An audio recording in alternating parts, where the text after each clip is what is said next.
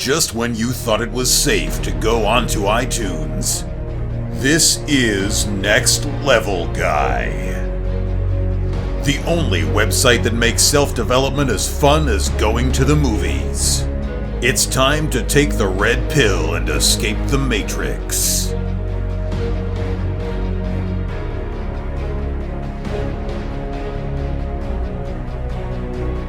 Hi, and welcome to another episode of the Next Level Guy Show podcast with your host, Ian Dawson-Mackay.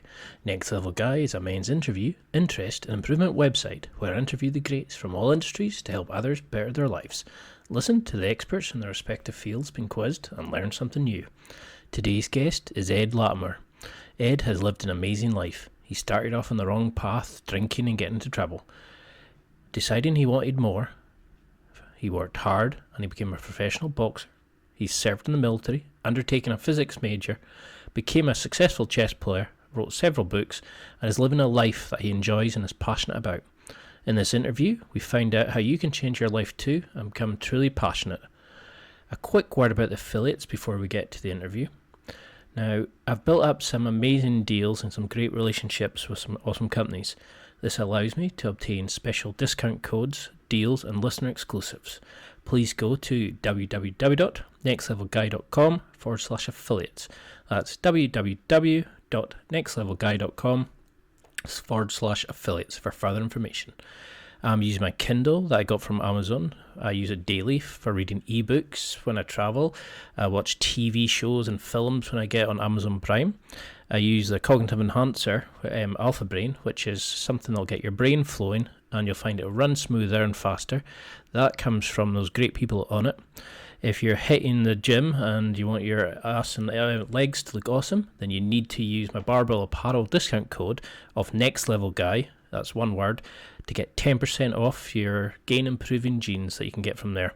And honestly, your chosen sex will love you in them. For others, I love The Natural, which is a pickup video guidance course by RSD Max. I highly recommend that to any guy that wants to learn about making themselves surprise and meet better women and get the life that they want.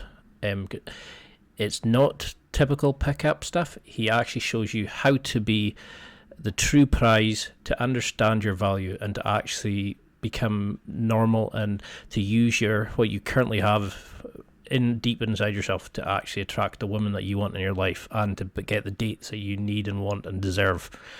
Another book I'm currently rereading is Ross Edgley's awesome book, The World's Fittest Book. In the book, he provides some awesome advice on training, health, nutrition, and building successful lives.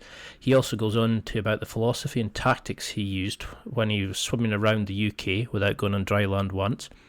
He's just about to start a tour talking about it around the UK, and tickets are available now, and it's something you really should check out. It'll be a once-in-a-lifetime opportunity to listen to him firsthand explaining how he had such an amazing experience and the tactics and life hacks that you could do something similar. Honestly, there are some amazing deals and some great offers from other companies. They include things like My Protein, Under Armour, The Protein Works, Bulletproof Coffee, Meet Andy's, Gainbox, Dollar Shave Club, and so many more. There really is something for everybody there. For all the free trials and special deals, etc. On there, please go to www.nextlevelguy.com/affiliates. You can get something as a present for yourself or others, and regardless of the occasion, there's something there for you. I'm always adding new deals and special offers all the time, so please keep an eye out on the page and use it and share it as much as you want. You won't be charged anything extra for anything that you spend. I don't get any data on the sale itself. All that happens is the company will send me a wee bit of a commission as a thank you for sending you to shop with them. You don't get charged anything extra and it's all kept legit. Any commissions I get are then spent on improving the website and trying to make this podcast better for you. So if you do use any of my links, thank you in advance. I really appreciate it, and it's fantastic the support I receive from you guys. Now, let's get to the interview. I hope you had as much fun listening to this one as I did during the interview. Ed is a fantastic guy and somebody that is going to go places, and he's going to change a lot of lives. I'm really proud to have him on the show, and you'll love this. Thank you so much, Ed. I know we've been planning this for a while now, Yeah, I'm loving your. Yeah, yeah, but hey, it finally worked out. So, Well, you're an absolute star. I love your stuff. You've got one of those lives that you kind of look and go, "What kind of career path is that?" Women at yeah, chess. I don't know.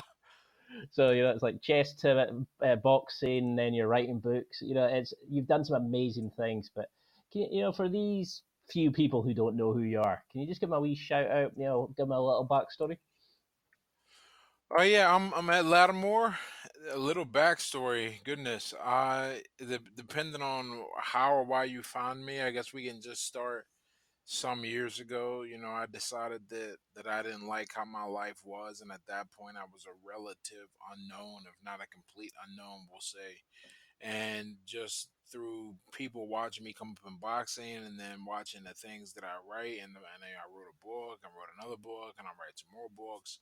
People just really get a chance to see what I'm about, and kind of grow and develop along with me. I'm grateful for every person who decides that listening to me or reading me is the best use of their time at the moment. And I understand I've earned that. I've earned that by being very I guess transparent with what I try to do in my life, and people can come on and see that I'm doing that.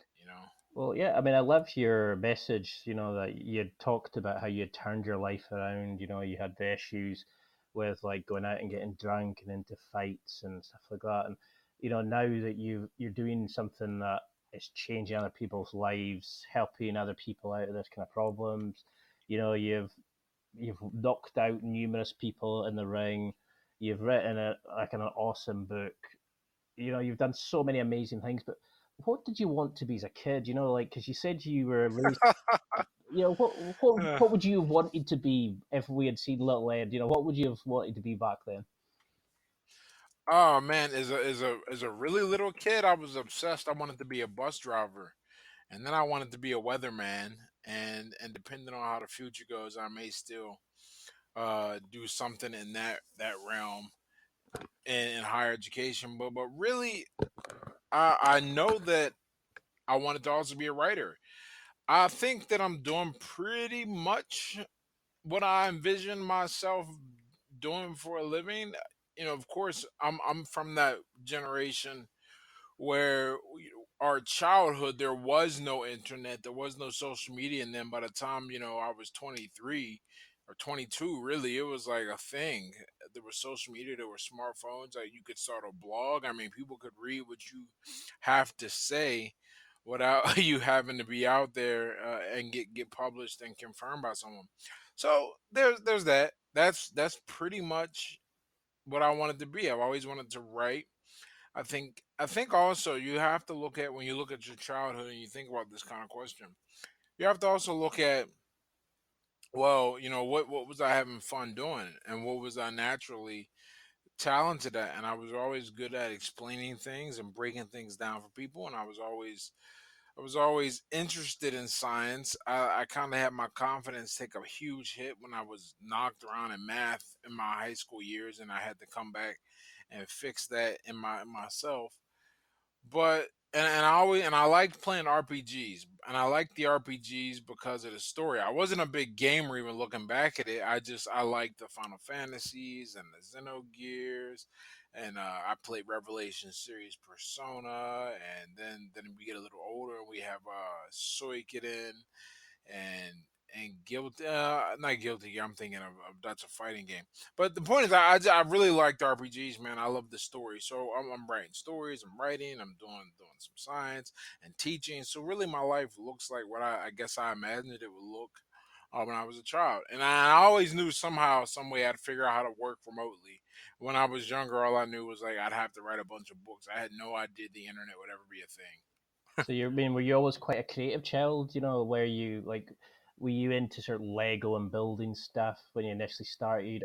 Oh, I loved Legos. I had a big old ton of Legos, and they entertained me tremendously. Because it's quite amazing. I was Like I keep finding like a lot of very creative people. They all had Lego as a kid, and I loved Lego. I used to make like starships and all this kind of stuff, and It's an amazing thing. You just can let your mind wander. But now we treat kids with all this, video games and virtual reality, and we've lost the creative spark, that we used to have. So who did you look to back then? I mean, did you have a certain TV character or a film character that you looked as a role model? Was your father in your life at this point, or who did you look to? My dad was in and out of my life. I wouldn't say he was absentee. That is not correct at all. But to say he had a guiding hand in my childhood, it would also be incorrect. He was kind of there. But in terms of characters that I looked up to, you know what? I didn't really have any, because even when I was young, I felt like there was no one really like me. There was nothing. I didn't want to be an athlete. I didn't know if I wanted to be a scientist or anything. I didn't have anyone I really looked up to. I didn't start getting those ideas of traits to embody or characters to want to be like until I got a little older. But when I was a child, I was just kind of drifting along and everything. Nothing too yeah, I can't think of anything actually. Anyone. It's strange, isn't it? Because like there's people that you look at now and go, "Oh, I remember that person from a kid," but it doesn't kind of break into your peripheral memory at times. I mean, so what would you define if you had to define masculinity now? What would you define it as? Have you changed your opinion as you've gone, or have you always kind of understood what it meant to be a good man? Um no, no, I didn't. But I think I've had to learn that. It's very much a learning thing. It's funny when when we started talking just now, what I was doing sitting at my desk as I'm writing up a little thing talking about my approaches to learning and everything, what I figured out along the way. I think I'll make it a free ebook for people, you know. But no, nothing really came naturally at all in that So regard. why do you think like guys struggle, like to ask for help? Is But it that we haven't got like whether we're told that men have to be strong, we can't be vulnerable, we can't open up. Is this the kind of we have this gangster like approach that you've got to be the leader, you can't ask for help? Do you think this is where guys are going wrong, that they're making mistakes because they're not asking for help or advice? um, well, the thing is this, right? Masculinity. I just realized I think I answered the wrong question. There was something going on in the back, and I looked, and I thought I heard something. Uh, so in case that didn't make sense, what I answered, and tied us into what you said about masculinity and everything. I think so. So men are supposed to do things. That's what makes you a man, right? I don't even know if it's even a societal role. I mean, I think it's built in. I was just listening to a thing today about like the traits that testosterone gives you. And it wasn't just the physical ones, it was the mental ones. And really there's a take charge, and you want to solve things, and that's just kind of how we are. And so I think the average guy doesn't want to ask for help because he hasn't realized that he can get to his goals faster with help. And how you have to overcome your basic nature to do more. I think it's a guy's basic nature to not want to ask for help and look weak. But after a certain point, a guy realizes, okay, I need to interact with others. I need to lean and get some help. And then you come back around. I mean, to a fully, I think, realized individual or someone close enough to that, they can ask for help, but they don't look needy. They can lead and still kind of follow, if that makes any type of sense. But really, it's hard. It's hard today. No one wants to say this because as a man, what's crazy is as a man, people get on you for pointing out what is up with society today that's making it hard to be a man. That's how ingrained that is in the human race. We go, "Oh, you're a man. You're supposed to just shut up and take it." Well, no, that's not how it'll always be. And fortunately, we have the internet and words, not guns and our fists, to settle problems. And using that, we can discuss all of the things that are making the world difficult for men. And one of the things that are making the world difficult for men is we've built such a magnificent society. We almost have phased out the true neediness for masculine presence. Where the government will take care of a woman if you're not in the home and you decide to disappear. The formerly masculine only dominated areas like law enforcement or the military, they're being integrated and taken over. You're not allowed to criticize women, but as women enter more in the sphere, they leave themselves open to that criticism, which is a masculine thing, but they're not masculine, so they can't take or deal with it. So guys now gotta kind of bottle up things and notice when things are wrong, and they don't really know how to move in this world.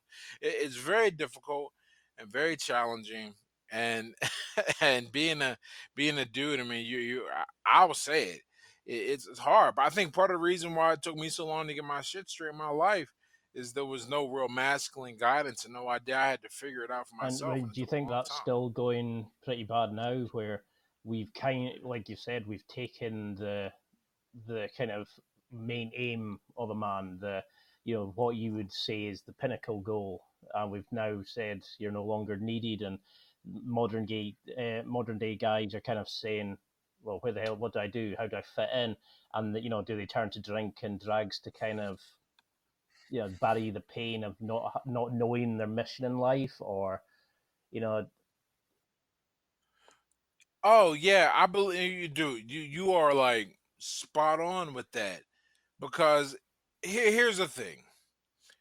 Technology affects everyone, male or female. That's just beyond discussion. Everyone's life is easier because of technology. It just so happens that the role of a man in many for most of society, his roles felt more of an erosion from technology than a woman's. For example, like we'll just use something really basic. uh Women can now go buy a formula. I mean, yeah, right, they don't have to breastfeed, so there's a way that's been made easier. But a guy, he's not necessary to run the home. In fact, there are now laws that dictate that a woman should just get the child. Now, I'm not saying those laws are correct. I'm just saying that men experience the brunt of this technological replacement. As far as how to cope and deal with it, oh, for yeah, absolutely, it contributes to a lot of wayward masculinity. That's what I would call it. I hate the phrase toxic masculinity. I think any man that uses that unironically is just he ain't a man. But the waywardness, guys that are lost. We heard the Lost Boys generation, or they talked about that, but these guys who are it's not so much the men who got shafted that are experiencing the worst of it.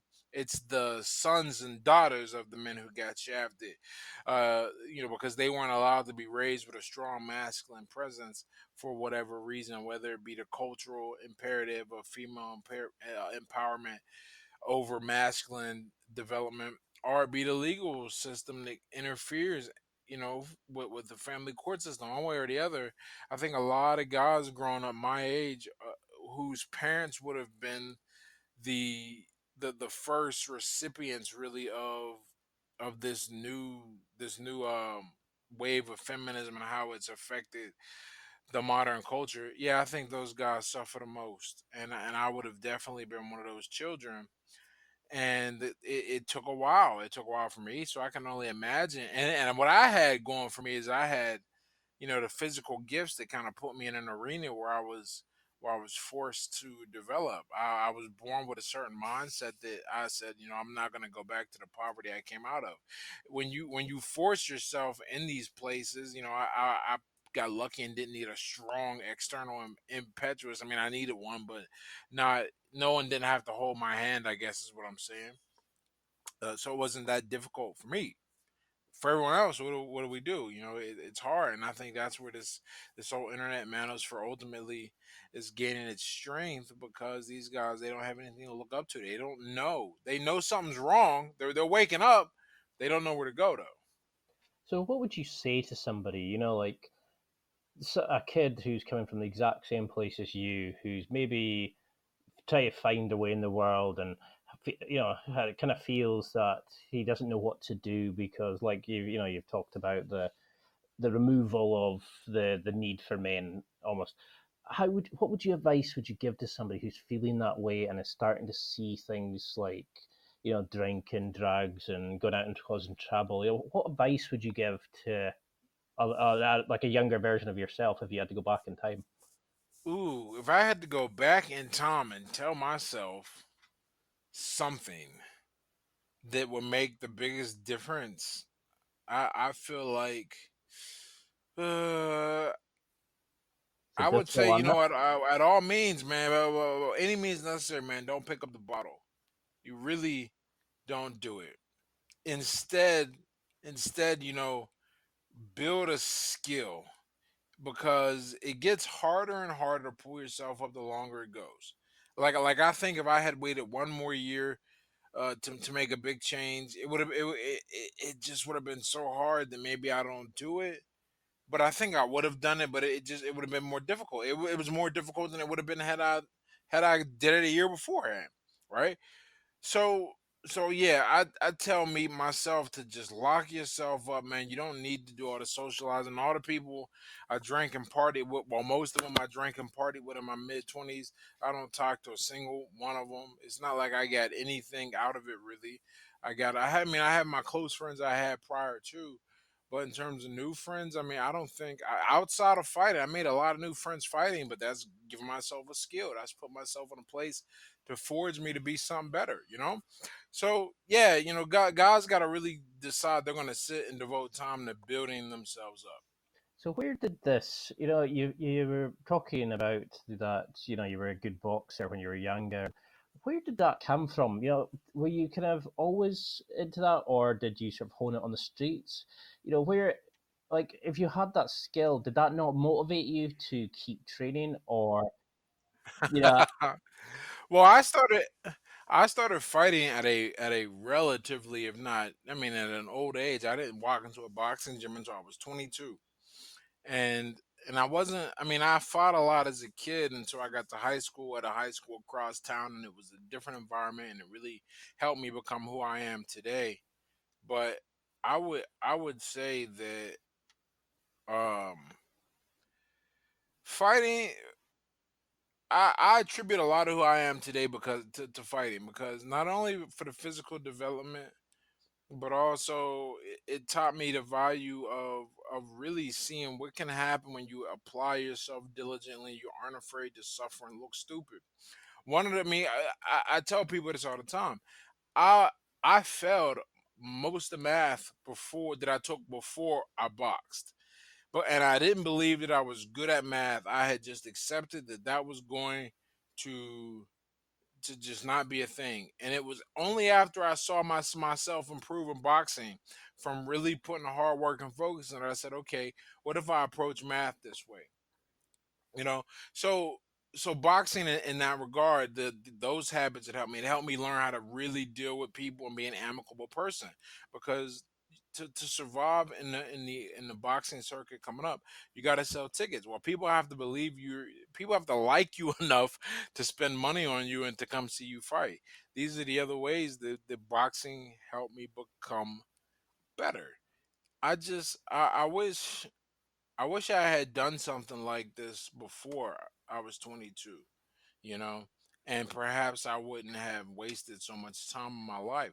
But really, what motivated me and kept me going is that I realized, okay, because I don't think I had natural talent in boxing. I decided I said I was going to get beat out the gym. I said if I stop, it's going to be because I'm absolutely terrible and I was devoted to it in that regard. I kind of burned the boats and didn't give myself a way out, and I just kept getting a little better, kept getting a little break here, a little break there, and then it all came together for me.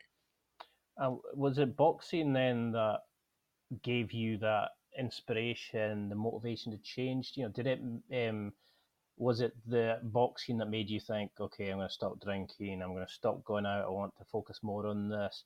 Or was what was the point that made you change? Because did you think could you have changed sooner, or did you think you had to go through every single thing that happened and all the negative points to make that change? Because like I started, I mean, I Hmm. started jujitsu when I was 30, when I was 35, and I always said for years, I'm going to do it, I'm going to do it, I'm going to do it. And I never did it. But I think I had to become a different person to kind of get ready to do it. And now that I'm doing it, I'm flying through it. I'm loving it. Best thing I've ever done, like you in the boxing. But, could you have changed sooner? Or did you think you need to hit that bottom before you came back up? um. Well, here I'll say this. Here, one of the things when I decided to stop drinking, I remember I sat down and I looked at everything that was going on in my life. I said, okay, your professional career is moving. You just joined the military. You're just going back. You're going back to school now, and you really think you can make it. And you just met this awesome girl. Can you pull it all together now? Like how do we keep from messing this up? And I looked and I said the alcohol is the common thing that's really messed everything up. My whole life, and that's what it was. It wasn't just boxing. It was because I drank for most of my boxing career. you know, uh, Yeah, I and was amazed when I read that, that you're still drinking during training and you're still, well, whooping ass, shall we say. I just thought that just shows the type of person you are, how good you can make out of a negative situation. It was awesome to see. Well, not awesome, but you know what I mean. yeah, so yeah, I didn't want to waste anymore. Everyone reaches a point, you gotta honest. You just gotta look at yourself and you gotta go look. You're not getting it done. It's just that tough love, man. I had to give myself real tough love. I had to really just admit that I was a loser. And if you can't admit that to yourself, you have hope, no hope at at ever improving because you won't accept that there's even something wrong in the first place. So would You you know? would you take that as a concept of good and bad pain? That there's the bad pain you get from the drinking, but the good pain is the pain that actually makes you think, no, I need to do something more in my life. You have to kind of experience that pain to know you want to come away from it. Like what you made it an Oh, amazing change. Like what made it sort of changes did you start doing at that point? How did you use that type of pain to change your life? I ran from it. you know, I think about this, or rather, I really I do think about it every day because, like right now, I'm sitting here with you. It's 3:24 in the afternoon in my time, and I don't work for anybody. I made money already. I'll probably make some more throughout the day. It's just because I've set these things up, and I don't worry about much. I worry about improving and everything, but I don't have the typical stresses of like, oh, am I going to be able to make rent? I don't want to go to work. Who am I going to have to deal with? That kind of thing, right? And I always compare that to my life beforehand because I didn't really have that middle class. I'm not that I'm upper class, anyway, but what I mean is like I didn't really have that middle point because I went from being low to where I am now. I went from like being a straight slave to everything to being free from everything very quickly. And so there wasn't really a middle ground of saying, "Oh, okay, this is all right." But so I'm always comparing where I'm now to the worst, and because the worst is what I've always known. And one of the things I think about, I go, that drives me is is just a feeling of comfort, man, because I'm not chasing comfort per se, because I think comfort is not in is not inducive to growth. I'm getting away from discomfort. Like, I don't ever want to have to worry. Like my goal for life, for example, I don't ever want to have to think about the price at a restaurant, right? Like, I want to be able to just walk in, and I can do it to like 90% of restaurants. Like, and I can look in and I can tell I'm like, okay, I can't really afford to eat there. But the point is not that I make enough money to do that. The point is that I never want to be in a position where, oh goodness, it's rent or food for the night, that kind of thing. And that's where it was for a long time. I don't ever want to be in a position where, I'm waiting for the direct deposit to hit my account so I can have enough money to to eat or something. So I'm always running away from that. In the back of my mind, I'm always thinking, oh man, the projects are one step away. Oh man, poverty's one step away. So I'm always running from that. There's no there's nothing I'm particularly running towards, because look, because truth be told, right? If I could somehow, if I would just, if nothing ever happened again, right, and this was what I was stuck with, this level of income and freedom, I would be a content man. Like, I am not hard to make happy, but it's very much my personality that I so much I want to learn and do and experience and want to give to the world, that I know that's what would drive me, is I guess giving back and taking what I've learned, getting out of those situations and trying to help other people get out of them. I mean, you're doing a fantastic job. You've got like a massive following on your social media.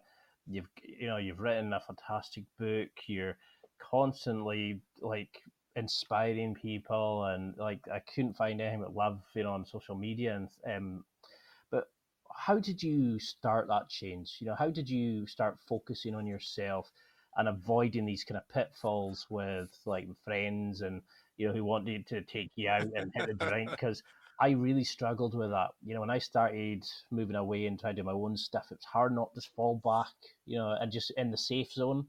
How did you kind of move away from friends who are kind of luring you down the wrong path? Um, Really, I just basically locked myself in a room, uh, and didn't do. I mean, I didn't. That's not exactly accurate, but really, what happened is that, when I came back from the military and I had all of this stuff getting ready to go down, or I came back from training, I was still in the military. I was on the National Guard. But when I came back, I said all of this stuff is gotta go. I just cut it all out and just spent all of my time either studying or training or with my girlfriend. And I'm really lucky with who I ended up with as my girlfriend, because you can never tell like what a person is gonna become. Like obviously you screen and screen and screen, but she's only become more interesting and much more, and it's very much a good match for me. And that, like, she doesn't really drink, and she's all about like museums and plays and stuff like that. Like I don't think we ever, like, I'm pretty sure we've never just gone out to a bar, even like for her to hang out. It's just not like her seeing her thing. So I ended up with a person that was really really supportive and good for what I was trying to do with my life. And so I didn't really have a need for anything outside, because also I was really busy. I mean, I wish I could discount that and I could just tell you, oh, sheer willpower. But nah, let's keep it real. I kept myself really busy between training, school, work, and the military, and we haven't even factored in like making time for my girlfriend. I didn't have time to fall back into old habits while the new ones were building themselves up. I love that because you get these people who come on like shows like this, and they come on and go, "Oh yeah, I changed my routines. I started getting up early. I did this. I did that," and that's what I like about your stuff. You're so honest, and you. Man, if it was that easy, I would have done it way earlier, because you feel the, like, don't get it twisted. I felt the pain. I mean, because you can't, ultimately everything manifests itself in your bank account. Everything wrong. I really believe that. And my bank account was telling me I was sick. I mean, talk, I couldn't even afford to rent a place myself. The only reason I survived a good chunk of the time is because I had a friend who was kind enough to let me rent a room in their house because they took care of things in their life. Rent a room in their house, $200 a month, and so I think back to that and I go, man, that was a really rough point in my life, and I never want to be near that again. But that pain, you feel that pain, you're aware of it. It's just, what are you gonna do about it? A lot of people don't. I know people who don't do anything about it. And I know people that like me who said, okay, far fewer like me, but I've met them who said, okay, this has got to change. This cannot persist because if it does, like one of the things I always say, I said, I look down. There's a scene in the Matrix I always reference where, right before they're taking Neo to meet Morpheus for the first time, and he's trying to get away, and Trinity goes, well, you don't want to run down that road, Neo. You know where it goes, you know how it ends, and you don't want to be there. And that's how I looked at it. I remember being 27 going, all right, I'm going to turn 33 one day, whether if all goes well, at least I'm going to turn 33. Am I going to turn 33 with more options, are the same or fewer? And I just said, all right, put my head down. I will be 33 one day, 34. How's it gonna look? And I love how things look now, but I had to start digging, man, and it was hard. I had to go back. I joined the military at 28 to get money for school. I mean, you know how I was the oldest person in basic training by a significant margin. Okay, I was going to ask about that because when I was looking at your history and that, and I was thinking, what do you mean he joined the army? It just seemed like I wasn't sure at the time was that kind of you needed to set your life straight, so you thought just get a bit of hard discipline in there. But so you're using that as like way to fund for your school. Yeah, and I needed some skills on my resume. I didn't have any. I was really just not a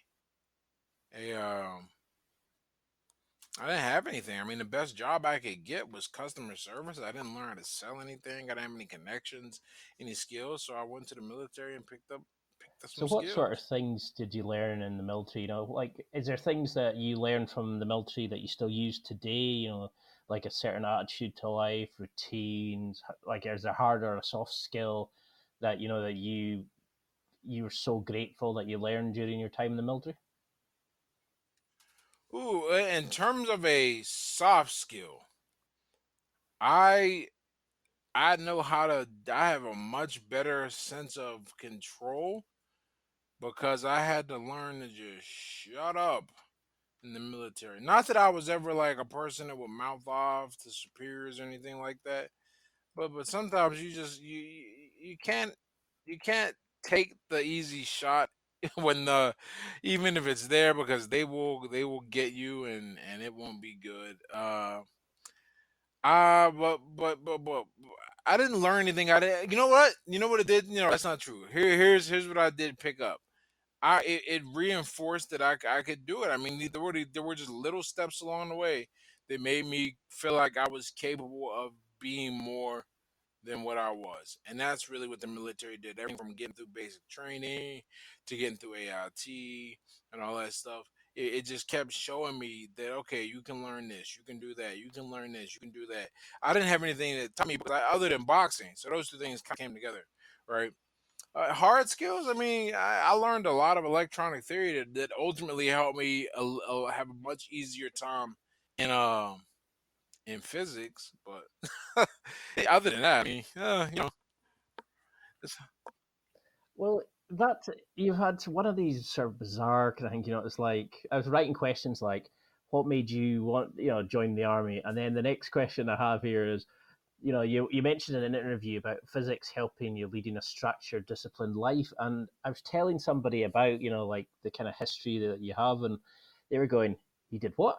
He was in the army, and now he's physics." And what do you mean he's a boxer? It was you've done so many amazing things, but I mean, was this physics the love of science that you had as a child, or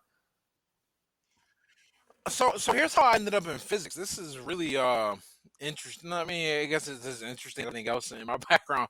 Um, so my original plan was to go to school for mathematics because I was trying to like look ahead, and I said, well, if I study mathematics, then I'll eventually be able to take, because I figured I have to work or train, and I was really scared about missing labs. Like I didn't want to like have that happen. So I was gonna go do that, and I ended up with my job in the military required me to go to a special school where I had to learn a bunch of electronic theory, and I said, you know what? This is way more interesting. I want to learn this instead. So I changed my mind. I'm still not enrolled in school yet, but I said, you know what? I'm not going to just do math. I'm going to do electrical engineering. That was the goal. Well, I come back and I start going to school for electrical engineering, and I'm doing all this, and all engineers have to take physics 1 and 2. And in my physics class, we did an experiment with kinematic motion where we had to predict where something would land, and then if it landed there, it would be spot on. And my calculations predicted exactly where it would land, and I was amazed by that. And I said, I want to study that instead. But fortunately, I didn't have to make a choice. I found a school and I got accepted to a school, and I actually got a decent scholarship to a school that allowed me to do electrical engineering and physics. But ultimately, between me figuring out how to make money online and realizing that I really want to write, I just went and decided to finish my physics degree so I could get out of school early, and that was that.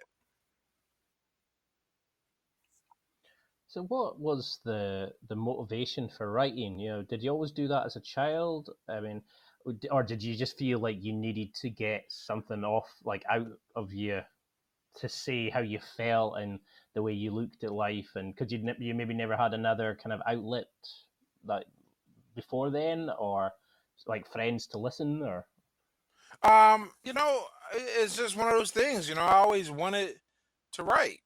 I always wanted to write. I had blogged before this, even when I was struggling. I just was trying to hone and develop my voice, and ultimately what happened is the same thing that is where we're at now. I got to write. The difference is before, when I was starting to blog, there was no social media. Now there's social media, and it's very easy to share and grow and develop a following. So it's just part of it. That's always been a part of me. I was, you know what? I was actually in basic training because there's no computers or anything. I was writing my blog posts as letters to somebody I had trusted with my password, and to update my blog. To keep updating my blog while I was in basic training. So it's just always been a part of me. I've always wanted to write. I've always wanted no? to I share think that's things. awesome. Yes, like that you trusted somebody enough to give them your password. So what? Oh yeah, it really is great to have, to have somebody who you can trust that much. So. So say if you had a younger version of yourself, a friend's son or something like that, and they were trying to find their way in the world, would you recommend that they went to school? Would you recommend that they tried to like start boxing? Would you say to them to start a blog? What would be your kind of advice if somebody was listening, going, "Okay, he's really inspiring. I want to be more like him." Where would you say to them to start? You have to pick and do something. My issue is I believe I can do and be anything, so that's what I try to do. But that's just my particular damage. But the ultimate like meta lesson here is you have to pick a thing, and that thing should develop you. And if it does its job correctly, it should do more than just develop the skill. You should get a bunch of other things as a result, and also because you're developing there, you should you should get a thing that I guess gives you some worth, some sense of worth. Like if you can write, or if you can program, or if you can train people or teach or speak. I mean, it doesn't fix car. You get some type of skill out of it.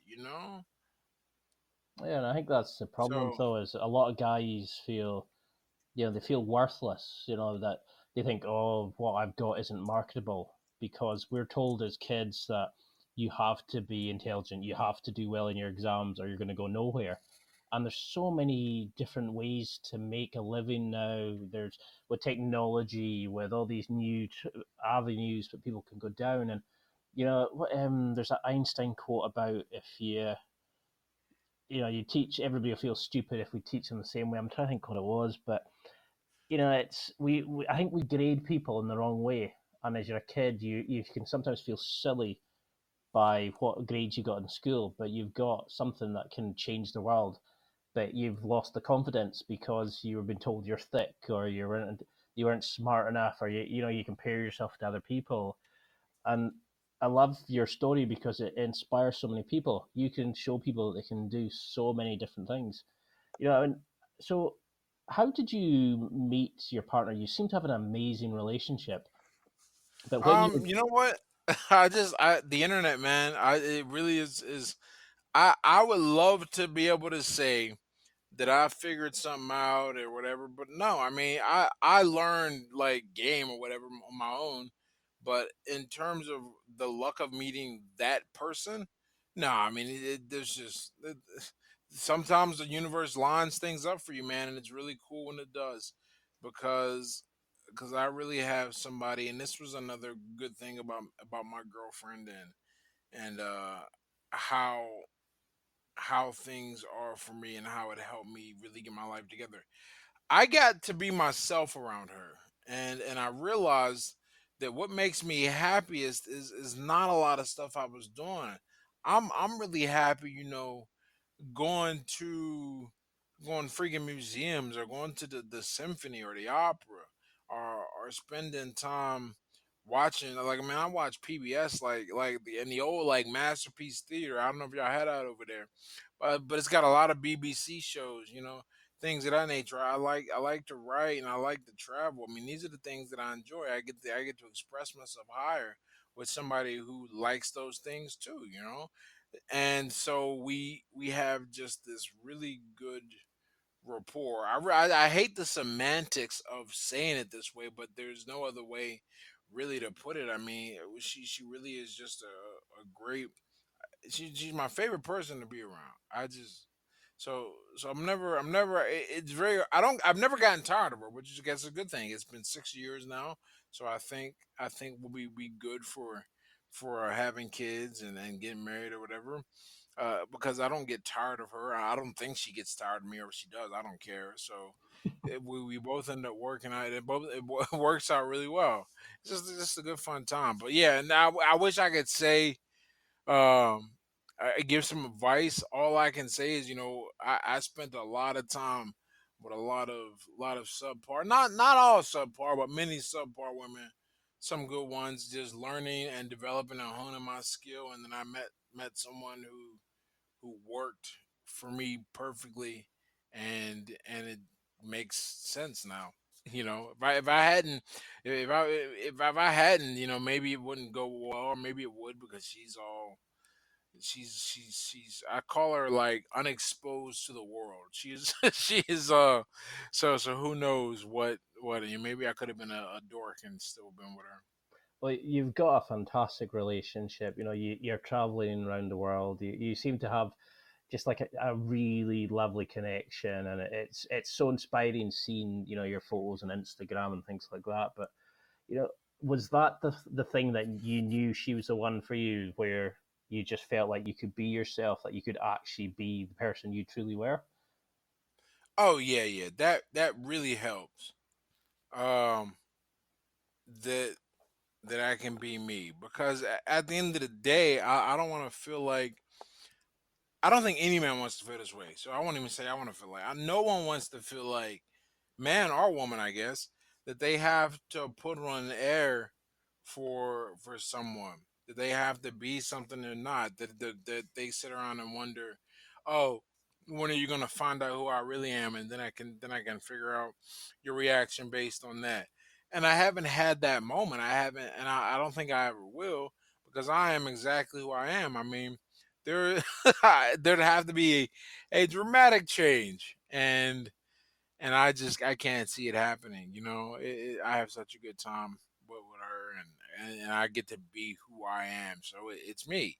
She takes my sense of humor, my personality, all that, and just kind of goes along with it. And so I'm like, all right, good. This is a good thing. Like I don't have to worry about making an off-color joke, whatever.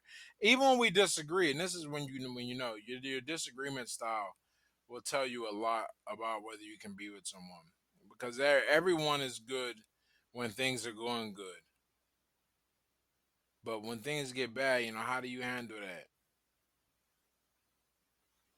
Yeah, I was smiling the whole way through that because I was thinking you could actually hear the feeling behind it. Like how much like you were thinking of her and how what it means to you to have that relationship. And I think that's what a lot of guys sometimes don't get. They kind of go with somebody to hide that pain where they're maybe not got that Oh yeah, connection. I was always, but that's one of those things. You got to learn and come from. I've been, with people who were not good for me just because I wanted to say I was with somebody or to not feel lonely, and I know that I know what that's like. I never wanted to be in that position ever again. So I'm very confident in my choice. I guess is a better way to put it. I don't.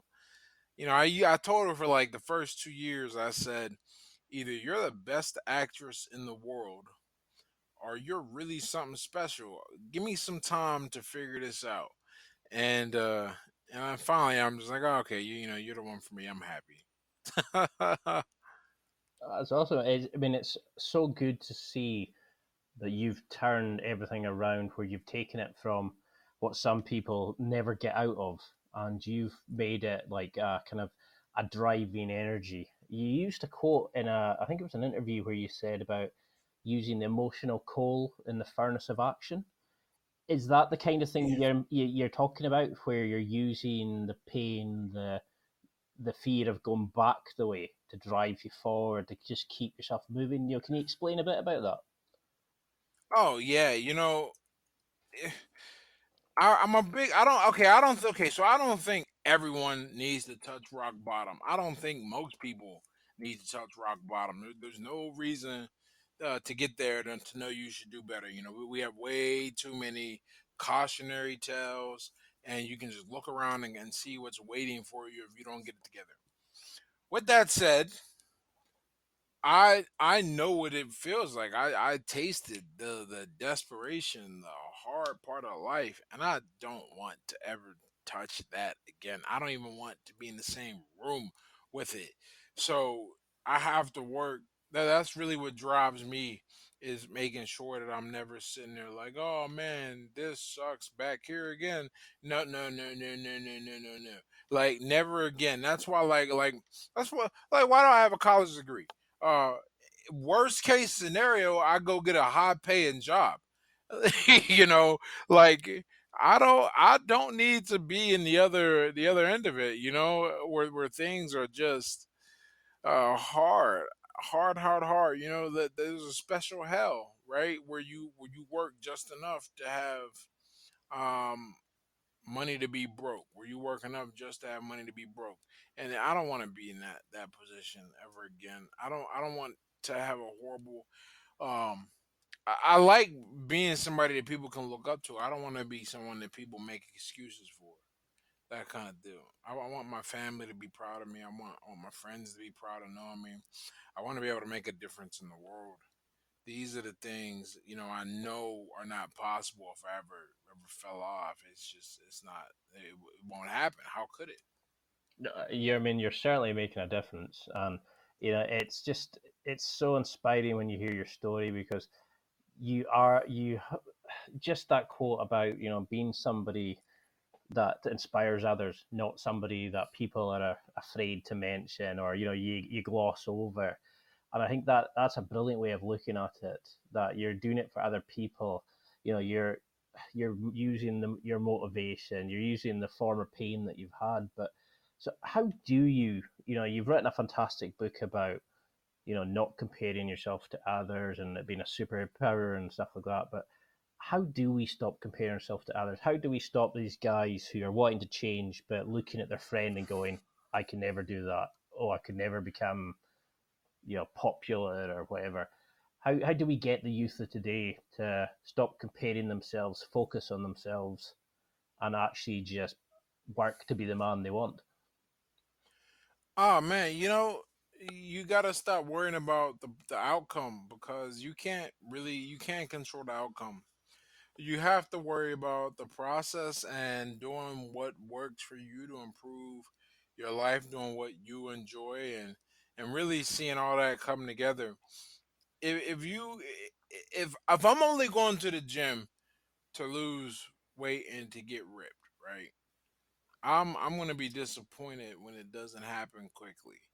You I'm when there are hard days, I'm gonna give in, because I'm so focused on the outcome that when I don't see the outcome, when I'm in that middle ground where I'm too far along to see the beginning, but so far out I can't see the end. What's going to sustain me to keep making those changes?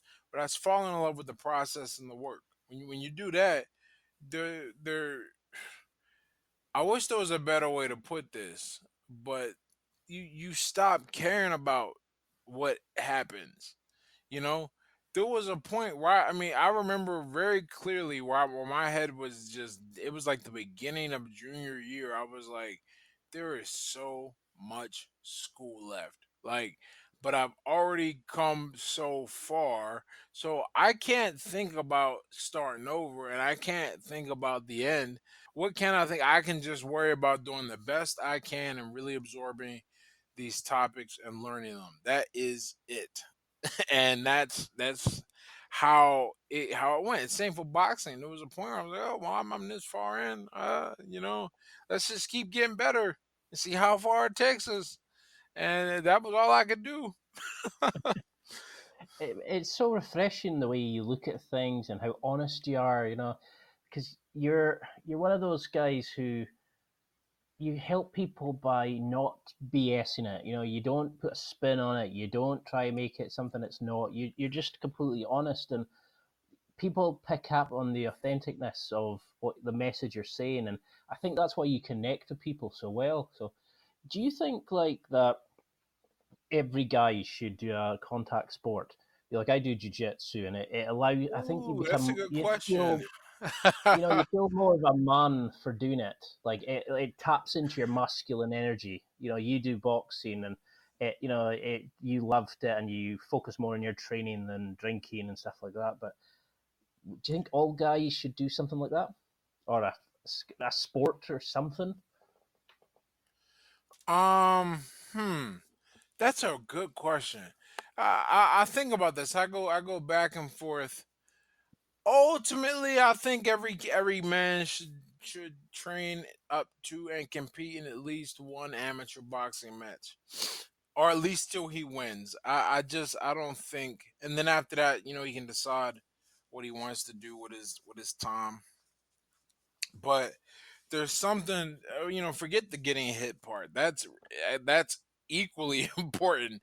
Be learning to deal with pain, but what I think the real value is learning to what it's like to train for something. Because look, boxing training is, to call it fun attaches the wrong significance to it. So it's not fun or miserable. It is necessary, and there will be parts where it is not enjoyable, and there will be parts where you're like, oh, this isn't so bad, and the ability to work through that and see an end result, I think, is to watch your body transform as you get ready for a fight. That is the real value of doing a combat sport. That and a negative feedback loop, I guess, that's really nice. In that you get a real quick uh correction if you're making a wrong move. Either that, or you won't be around to make a wrong move anymore. So I think every guy, yeah, I will go on that today. I think every guy, so every guy should do a combat sport. That I they like should, it because yeah. it's true what you say. If you do it's a quick negative loop. If you do something wrong, you get punched in the face, and you quickly change your mind. You're not going to do that again. So Yeah, what did boxing, what did boxing teach you? What did you learn from it? What kept you going? Because apart from your winning streak, but what was it about boxing that it taught you about life or men or anything of that kind of nature? oh, it taught me that if with enough time and dedication, man, you can achieve almost anything. I really believe that. I think that is fact, and you only learn that fact by putting yourself in a position where where you where you see the result of hard work. No one can teach me that. I had to learn it. You know, and you could tell me to your blue in the face. You put time in, and over time you're gonna get better and better and better, and it'll suck, right? I can intellectually, I actually think most people know that. Viscerally, having an understanding of it is totally different, and the only way you get that understanding is by doing something like that. So that's really what boxing showed me is the big lesson. I mean, there are so many little lessons, but the big lesson, that's right there, is I can do and become anything I want to be if I'm willing to work hard at it. That's a great message to take from it. Yeah, I think a lot of people are not given that chance to learn that lesson. I mean, so where did chess come into this? Because, I love the fact that you play chess and, that you've, like, one of the first things that pops up, I think, when I Googled your name was, like, your online chess profile. And I love the Oh, fact that, really? I did not know. I got to Google myself more often. like, I love the fact, like, that you're like smashing opponents. You're a professional fighter. You were talking about like coming out the ghetto and all this good stuff. You've got your training videos, and then you talk about chess, and it's like, oh, I love this side of him. And then you were talking about like changing your life, and I found your blog, and there was just so many cool things about it, and your social media is on fire. But how does chess fit into this? Were you always interested in chess? Did you Always, when always, always. It's just that now I have a much better grasp on how to learn and how to put information in my head. So I'm really working to improve my game.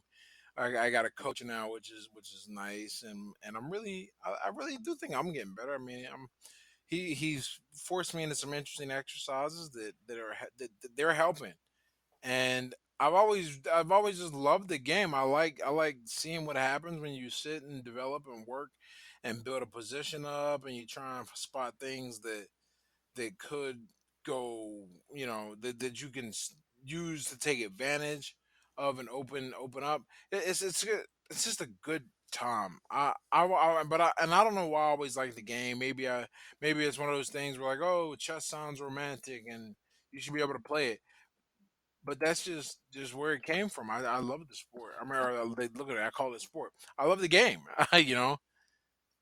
And I look forward to seeing how good I can get. One of my goals is I want to prove that you don't have to start young to achieve a real rating, and because I didn't start that young at all. And my first rated chess match actually was last year, so when I was 33. do you think that's what's putting people off? Is that there's that belief that you have to do this when you're younger, that you can't do it when you're older? Oh, for sure. I 100% believe that people get so caught up on this idea. Oh, is it too late? Is it too late? It's never too late. Too late is when you're dead. That's when it's too late.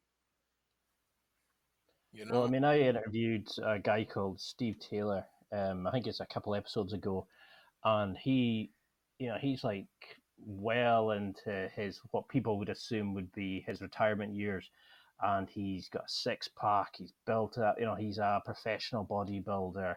He's got his IFBB pro card, and that's what he was saying is that you're never too late to do what you want.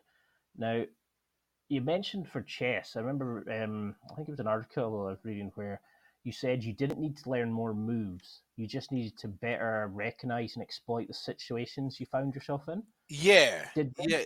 did, did that sort of did that sort of thinking? Did you use that for life and for boxing and for your business and stuff like that? Well, for the business, for sure, because a lot of the internet stuff, I mean, let's put it like this: I believe I've lived enough life that, like, if I never did anything again, I could probably make a living on my personal brand for the rest of my life. I've lived that much life, right? But that doesn't mean that I was taking advantage of that fact, you know. I probably was not using things that well in my life. I mean, there's just so much to work with. Well, now I'm using it a lot better. You know, now things are really coming along, and I'm having a good old time understanding what it is that I'm supposed to do, or what I'm capable of doing. And so yeah, do I use it in my boxing, or do I use it in other parts of my life? Yeah, you know, it's not always about adding more. It's just about using more of what you have. So, say, imagine we've got somebody listening just now, and they've maybe gone down the wrong path, or they're getting the temptations. Say you wanted to start them on the ed path, we'll call it. What challenges would you set them just now? What would you want to see them doing in the next 3 to 6 months? If they wanted to become more like you, what would you tell them to start doing? Would it be to start chess? Would you tell them to start boxing? Would you be telling them to write? Would you say a mix of all three? Would you be telling them to do X, Y, Z? What's would you have in your mind to go and do? Um, well, I think all change starts in the body. I would tell them to get in shape first. You get in shape, you're proving to yourself that you can do it. A lot of guys don't believe they can do it. You know, so that would be one of the first things I would say. You know, I was like, yo, you got to go get in shape. Once they're in shape, then they can do. Ooh, once you're in shape, I mean, you gotta put some type of skill together that's gonna allow you to get paid. You know, I'm a really big believer in that too. I think everyone's gotta have something they can do, and really there are so many ways to make a living on that you don't need to go to school to get them all. It just so happens that a lot of them uh involve school, but a lot of them don't. There are a lot of trades, a lot of skills. You can go work on cars, stuff like that, and learn all kinds of interesting stuff. And But that's where oh, sorry. what I'm saying, yeah, that's where I would start. You gotta become someone more. And to become someone more, you start by changing yourself physically. That shows you that it's even possible, and then you go add a skill, and the skill will set you in the well. That'll be the first taste of freedom, because really, when you get paid for something you put a lot of work into, and you can repeat it for different audiences and groups, it's a it's a different feeling than just getting paid from work. I love that. I love the way you look at life, and it's just so simple that you don't, because some of these guys I speak to, they kind of come out with all these amazing, like, head in the cloud kind of transformation things, which aren't just possible for a majority of guys. And I think, this is why you really connect with people and we follow you, like, because you actually just tell people what they need to hear. You don't sugarcoat it, but you're like the big brother that a lot of these guys probably need, but haven't Oh, got in their lives. Yeah. thanks, man. I'm just out here trying to make a difference, I guess. And you know what? What too? I mean, I'm trying to make a difference in my life, and in doing so, I make a difference in the lives of other people. It really works out well. So, what would you, if you had your time again, would you change anything, or would you just assume that you had to go through this to become the person you are now? Oh goodness, would I change anything? Okay, so the person I am now it really is the result of a lot of stuff that I decided to do. You know, like, in other words, like, I don't know how I will become me without that stuff. So there's that. With that said, I really wish I didn't have to go through the drinking ordeal. I would have much rather just started out nice in the head in the game of life and been in a comfortable position. But that's not how it works. So that's not how it was, and nothing really I can do about it. But it would have been nice to start out in a different light, in a different position, you know. So for somebody listening then who wants to stop the drinking, like as well, what helped you the most? Did you go to an AA path? Did you just go cold turkey? Did you just keep yourself busy in other avenues to stop you having the chance to going out? What was the best thing that worked for you for people who want to cut down or stop drinking altogether? Oh, I just wanted more. I left it behind. Um, I guess one I wanted more. There's that, and also I think like I said, man, I was running from stuff. You know, I did. There's I wanted a different life, and once you make up your mind on one more, you know, to it's very easy to stay on that path. You don't need anything more. Now certainly other stuff helps, but once you realize what you want, then it is super easy to stay on the path and maintain. It's not even it's not even difficult, I would say. So that's what people should do. Which they should have is they should want something more for themselves. And once they do that, the rest is history. So what was it that you wanted more? Was it just you wanted more from life, or did you want to achieve more? What was your initial drive at that point? Hmm. Did I want more? I think I didn't want to be. I was tired of being a loser, man. I didn't feel like I had much to offer, and I wanted to have more to offer to people. You know. It's strange for people to think, that they're almost glad that you went through that because it made you the remarkable person you are now to help other people, if that makes sense. Oh yeah, yeah, yeah.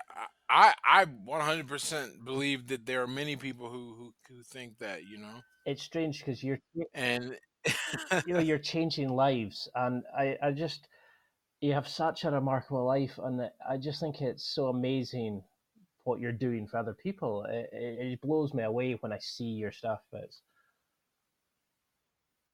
well, thanks, man. Thank you very much. So what are you most proud of in your life? What do you look at as the best thing you've done, or is it your relationship? Is it your books? Is it what gets you up in the morning, keeps you going forward? Because you've made a lot of money. You could just rest on what you've done. You've achieved so much. What keeps you motivated? What gets you driving every morning? Um, one, I don't feel like I've done. I mean, done that much, I guess, but I guess that's just part of the feeling, and that doesn't go anywhere. I would say though the thing that gets me up. Uh, I can learn. I can always learn more and deliver something. You know, I'm still learning about myself, and that that self discovery is it's a powerful thing. There's a whole lot to be realized, and there's a whole lot my potential uh potential ways to help and change the world. There's so many. I'm not. I don't feel like I'm even close to being able to do what I can do. Well, I You know. mean, I've literally feels like 10 minutes, but I've realised we've now been on for about an hour and 10 minutes. So I mean, Oh, no for kidding. for your first, I just wanted to introduce people to you who are maybe not aware of you because you're one of those people that people should be following. There's all these morons that follow like they're Kardashians and that kind of thing, who suck life out of people, where you give people inspiration and kind of hope and stuff like that. So what do you want? I mean, this will be like the sort of like last couple of questions, but what do you want people to take from this interview? You know, if this is your go home message, what would you want them to remember from this interview? That they can be anything they want to be. You're not stuck. You don't have to settle. I mean, you really do have options, and when you realize that, then the world belongs to you, because at that point it's a matter of deciding what you can, what you're willing to tolerate, what you're willing to do, what you're willing to put up with. I want everyone to just realize they don't have to settle for where they're at. That's an awesome message. I mean, I'm definitely going to have you on again because there's so many things we haven't gone into yet. But you know, I'm aware that I'm using up a lot of your time. But if you had to have an unusual fact that you give people, you know, is there anything that people don't know about you or are really surprised when they hear it? You know, you've had such a colorful life, but what is it that really surprises people when they hear it about you? Surprises them. I'm allergic to chocolate, and I used to be terrified of lightning. Those two things usually get a surprise. But in terms of just personality, yeah, there's nothing that really gets people to go, oh man, I didn't know that about him. You know. That well, I certainly wasn't expecting that. That you know, well, I cannot thank you enough for coming on. You've been an absolute star. There's, you know, you've just opened up another 1,000 odd questions for me. So we'll have to have you on again and really go into some deep stuff and really push the, you know, find out more about the books and really go into the process and things like that. But how can people keep in touch with you? You know, how can we follow your projects, buy the books, like, you know, sign up to the blog, follow you on social media? Where can we keep in touch with you? Um, Fortunately, all of my handles are the exact same. On Twitter, I'm Ed Latimore. My website where you can sign up to my newsletter is edlatimore.com, and my Instagram is Ed Latimore. And those I'm in those three places constantly, and you can find me there and just drop me a line, say hello, interact. I love to interact with people. That's the whole point of social media. Well, I think you're doing a fantastic job, and you know, I've become a big fan of yours. I see you as the kind of guy that I wish was around when I was younger. You know, the guy that kind of showed that you can do this, you can do the mental stuff, you can do the physical stuff, you can change your life. You don't have to sit and wait. And you know, like you said, you can do stuff as you get older and prove to others. You know, and you should be very proud of what you're doing because it's rare to find the, you know, the kind of modern day Renaissance person who is willing to admit the mistakes and talk to people and help them, and is not just doing it for the money, you know. So Yeah. that's why I'm so glad to get you on, and I'm really glad we could get this chance to talk, and you know, I hope to have you on again soon. That's it for another week. Thanks for listening. Absorb it, practice it, use it. Until next time, keep trying to hit that next level in your life.